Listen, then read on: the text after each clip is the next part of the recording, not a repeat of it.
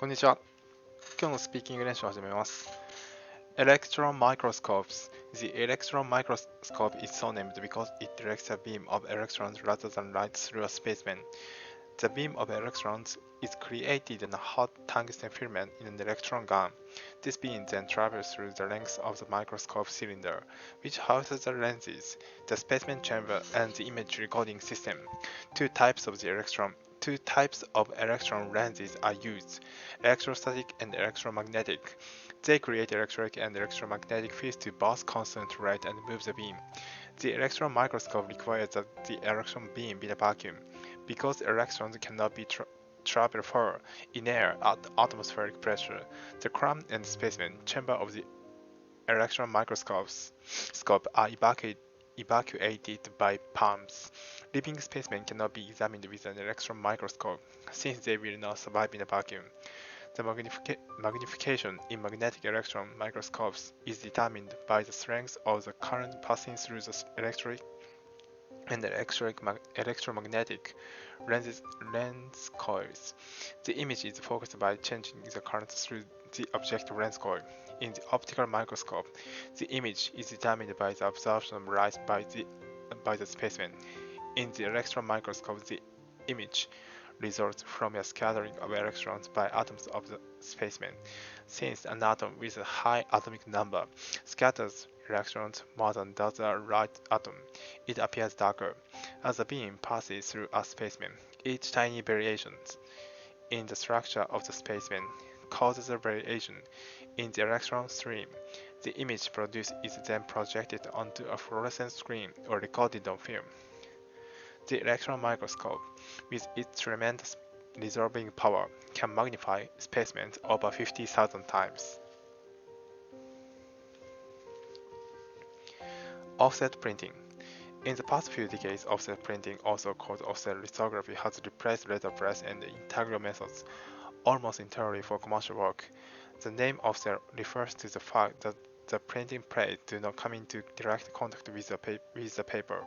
Instead, the inked printing plates, which are attached to a cylinder, transfer or offset the image to a rubber blanket covering the cylinder. As the inked blanket cylinder rotates, it deposits the image onto the paper, which is fed from another set of rollers. The offset technique was made possible by the beginning of the 20th century, after the development of certain photographic processes and the rotary fed press. Offset printing plates are usually made of thin aluminum or a chrome copper alloy. Unlike letterpress or integral printing, offset does not depend on rays or etched surfaces to transfer images. Instead, it relies on the fact that grease and water do not mix. As the plate cylinder rotates, the plate passes first under water-soaked damping rollers, and then under inking rollers that carry a grease-based ink. The offset plate is chemically treated so that the area to which the ink is transferred retains the grease-free ink and repels water. The rest of the plate retains water and repels ink. As the cylinder continues to rotate, the plate passes against the rubber bracket, which accepts ink from the plate and transfers it to the paper. Since there is no type to wear out, an offset plate can make a large number of impressions. Offset presses can be designed to print both sides of the paper at once and to reproduce images with one or more colors. What are oil and gas? Oil and gas are primary mixtures of compounds of carbon and hydrogen known as hydrocarbons. They are formed as part of a natural cycle which begins with deposits of plant and animal remains and fine sediment trapped over millions of years, often deep beneath the ocean. This organic matter is transformed by the combined effect of temperature and pressure into oil and natural gas. The formation of oil and gas deposits or reservoirs occurs when these hydrocarbons migrate upwards through the rock layers towards the surface.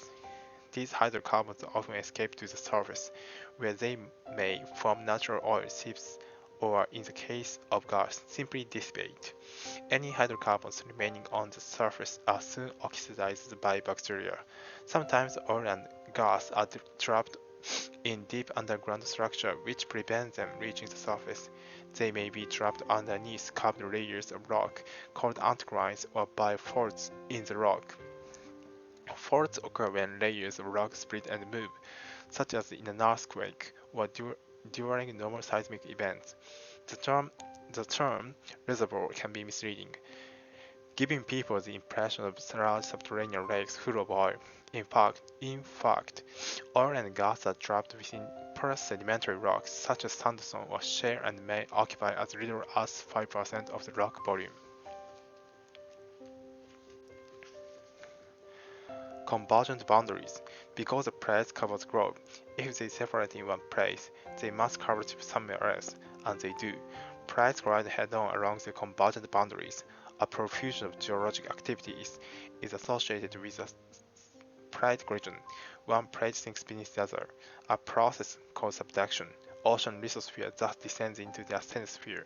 This down-buckling produces a long, narrow deep-sea trench about 100 kilometers wide, where the ocean floor reaches its greatest depths, about 10 kilometers below sea level. The edge of the overriding plate is crumpled and uplifted to form a mountain chain, roughly parallel to the trench.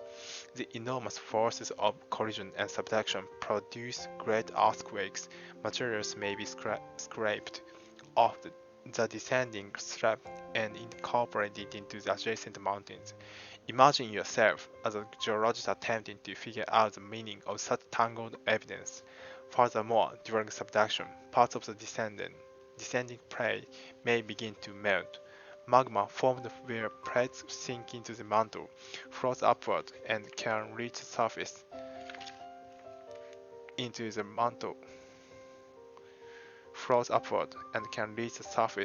and erupt from volcanoes.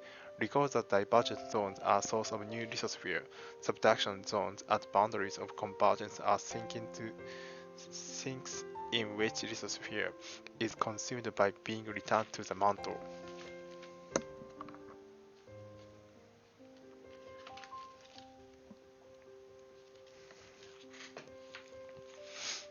Energy and resources. The Earth's crust consists of a relatively thin layer of rock lying above the mantle. A region of high temperatures and pressures geologists call the rate of increase the geothermal gradient and measure it in degree per unit of depth. The geothermal gradient varies from place to place, but it is usually higher in crust beneath the sea than in thicker continental crust. Engineers can exploit the heat wherever they can reach it. Geothermal energy schemes go back thousands of years. Reservoirs of hot water can lie close to the surface where local geologic conditions allow.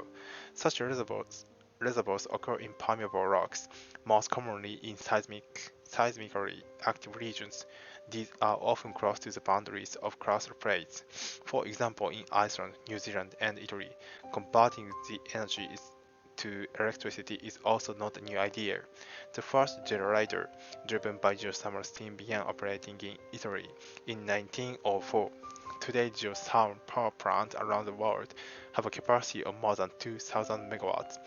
Together with geothermal projects that supply only warmth for space heating rather than electricity generation. This adds up to at least 10,000 megawatts of geothermal energy already in use. Engineers could extract more of this heat if they could find ways to drill economically through impermeable rocks to depths at which temperatures are high enough. In a development project run by Britain's Central Electricity Generating Board in Cornwall in southwest England, the geothermal gradient is normal, but decaying radioactive elements give the rocks extra heat. 終わり。